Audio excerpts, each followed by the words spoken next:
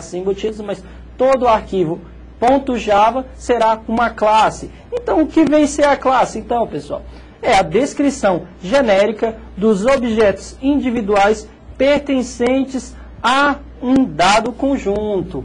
Notem, por exemplo, carros. Existem diversos carros e eles possuem características e funcionalidades. No caso, atributos e métodos.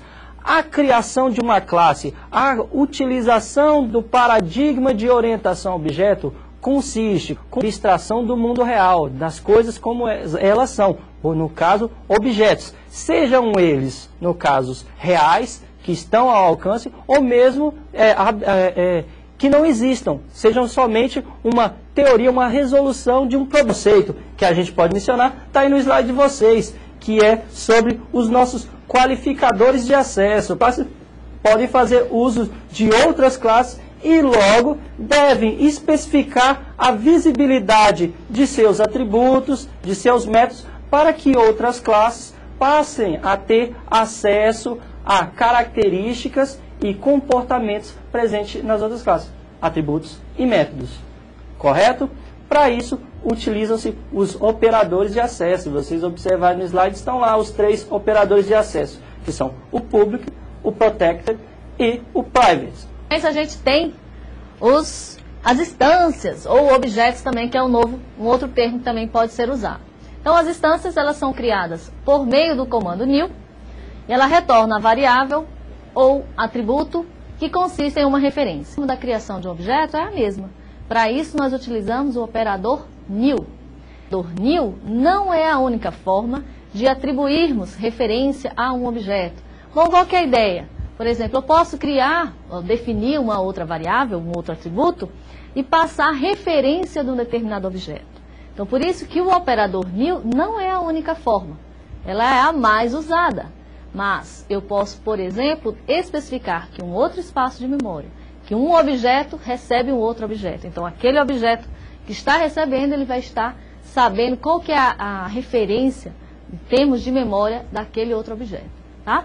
Na sequência, vamos verificar, podemos criar esses objetos. Nós sabemos que é com o operador new, mas aí nós precisamos dos construtores, destrutores e encapsulador, que vai inicializar, que vai realmente, junto com o operador new, instanciar a nossa referência lá para o objeto. O construtor default, nós temos que obrigatoriamente declará-lo. Aí entra um conceito, que é a sobrecarga de construtores, ou seja, nós podemos ter um ou mais construtores presentes na nossa classe.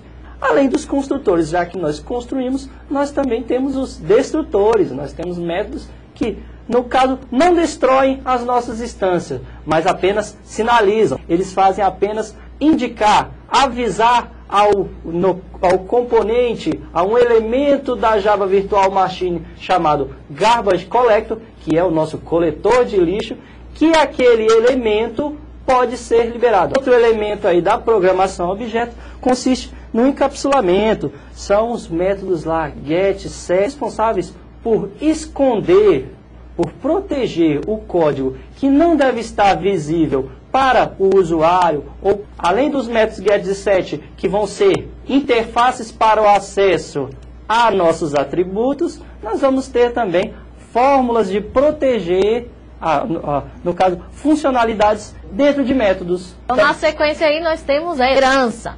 Classes herdam atributos e métodos de outras classes. Subclasse é uma superclasse. E temos aí a palavra-chave extends. Por exemplo, eu posso ter aluno, posso ter professor e posso ter uma classe pessoa. Quando eu tenho uma situação de E1, eu sei que aluno é uma pessoa, professor é uma pessoa. Então, nesse caso, eu consigo ver claramente uma situação de herança. Qual que é a grande vantagem? Colocar comportamentos e propriedades comuns, as duas subclasses, aonde? Na superclasse.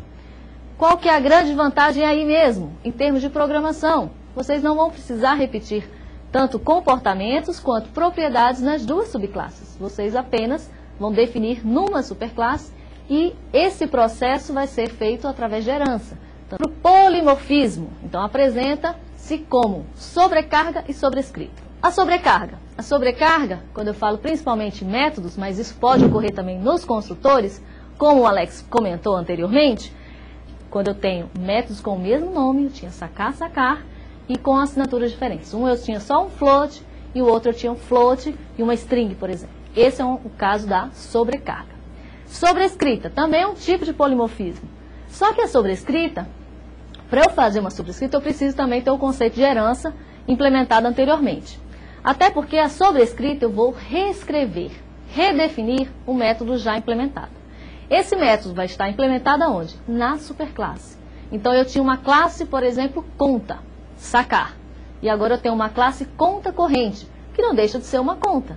Só que o sacar da classe conta tem um determinado comportamento. Ele é diferente. Então quer dizer, o comportamento deste sacar é diferente do comportamento do sacar da superclasse. Então eu preciso redefinir o método, reescrever. Como que eu preciso reescrever? Eu preciso colocar exatamente igual à assinatura, inclusive os parâmetros.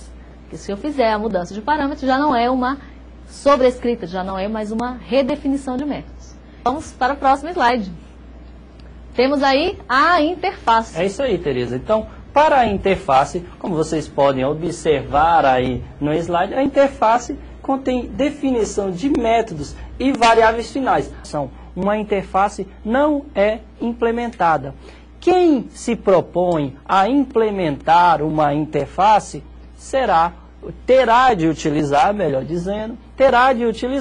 a palavra reservada implementes. Ou seja, a partir desse momento, a classe que estiver dizendo que implementa uma interface, ela tem obrigatoriamente que ao menos declarar todos os métodos e atributos que estão, no caso, sendo declarados na interface, que foram declarados no slide.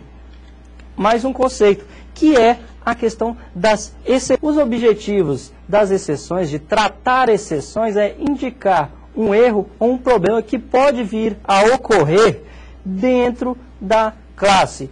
Além disso, evitar finalização inesperada e permitir tratar erros que possam acontecer na nossa aplicação. Como é que nós vamos tratar exceções em Java? No caso, nós iremos utilizar aí as cláusulas try e... Continuando ainda com a mesma estrutura do try catch, existe uma cláusula chamada finally, que ela é executada havendo ou não uma exceção. E a cláusula finally é preciso colocar após a cláusula catch. Bom, então quando a gente trabalha com tratamento de exceção, nós estamos observando que pode gerar um erro em tempo de execução no teu programa. Então essa estrutura try catch serve justamente para isso, para que isso não ocorra, o programa não acabe de uma maneira brusca.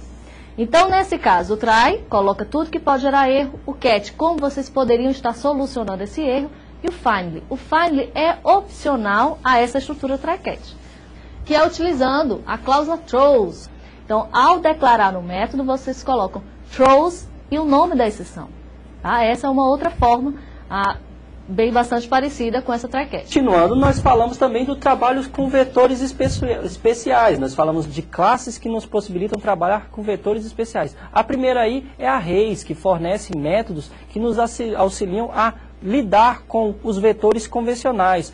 Vector e a classe ArrayList, que são vetores dinâmicos. Ou seja, elas podem ser redimensionadas, não há aquela preocupação de inicialmente já definir o tamanho. Essa outra classe aí que nós temos no slide é a HashMap. A HashMap tem uma característica já mais interessante, que é o trabalho com índices. Já imaginaram ter um vetor de 1 milhão de posições e ter que percorrer todas essas posições para achar um elemento?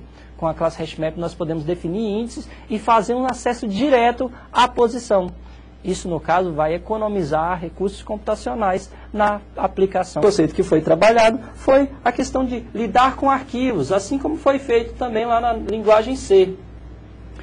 Para isso, nós fazemos a utilização do pacote Java. Na sequência, temos as entradas de dados. Então, aí a gente está trabalhando agora com um modo de armazenamento secundário.